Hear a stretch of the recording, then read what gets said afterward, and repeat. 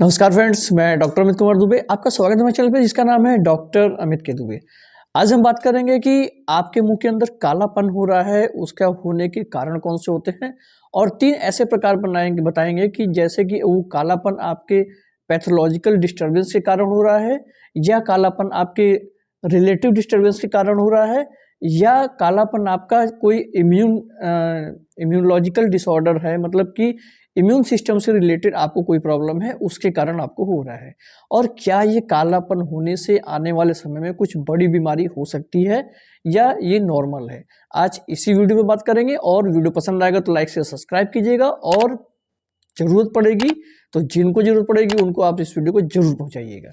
तो जैसे कि आपको पता होता है कि आप बहुत ज़्यादा किसी भी प्रकार का भय लेके आप हमेशा जीते रहते हैं।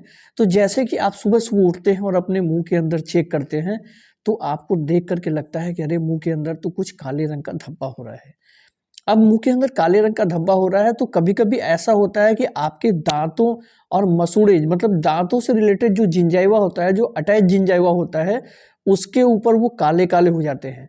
अटैच जिंजाइवा काला होने का ये कारण होता है कि पहले तो वो आपका पिंक था, उसके बाद वो काला हो गया।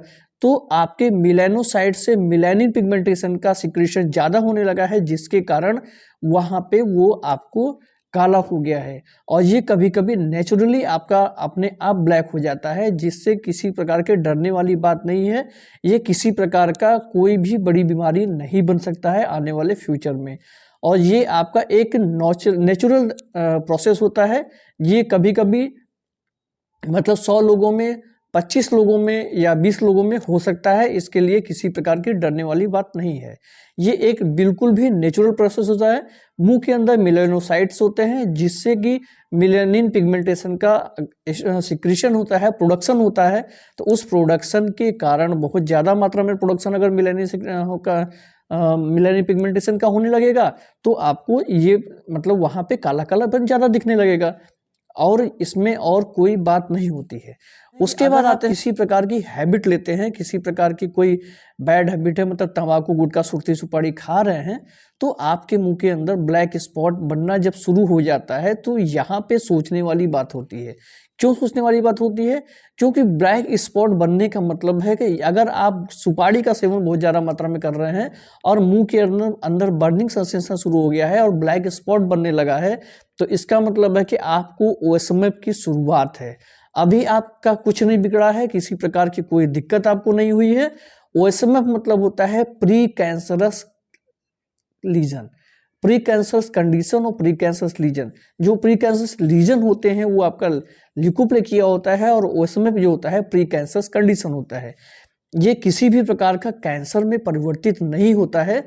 सिर्फ 1.5% से लेके 15% या 11% तक कैंसर में बदल सकता है, और वो भी अगर पेशेंट इग्नोर करता है तो। मतलब उसके मुंह में सिम्टम्स दिखाई दे रहे हैं, ब्लैकनेस भी आ गई, बैंड भी बनने लगे, कालापन भी हो रहा है, मुंह छोटा भी हो रहा है, उसके बाद भी पेशेंट अगर इग्नोर किए जा रहा है और पान गुटखा, सुर्ती, सुपारी खाया जा रहा है, तो फिर उसको आने वाले समय में दिक्कत हो सकती है। वैसे ही होता है कि मुंह के अंदर अगर ल्यूकोप्लेकिया होने वाला है, तो उसमें भी पहले ब्लैक ब्लैक स्पॉट पड़ता है और उसके बाद फिर फर्दर कोई और चेंजेस आना शुरू होते हैं।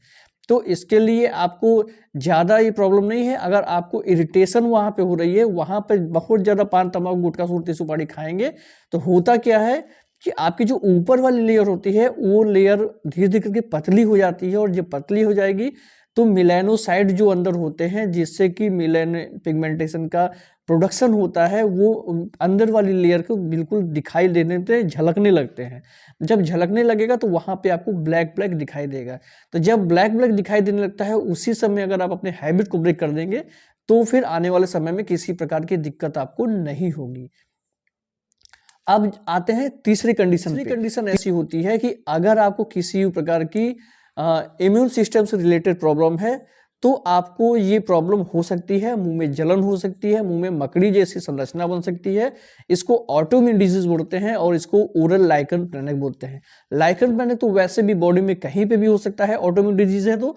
लेकिन मुंह के अंदर अगर ऐसी प्रॉब्लम है, मुंह के अंदर सूखा सूखापन लग रहा है, तो ये आपको हो सकता है। और इसमें भी कभी ये भी आने वाले समय में कैंसर में परिवर्तित नहीं होता है।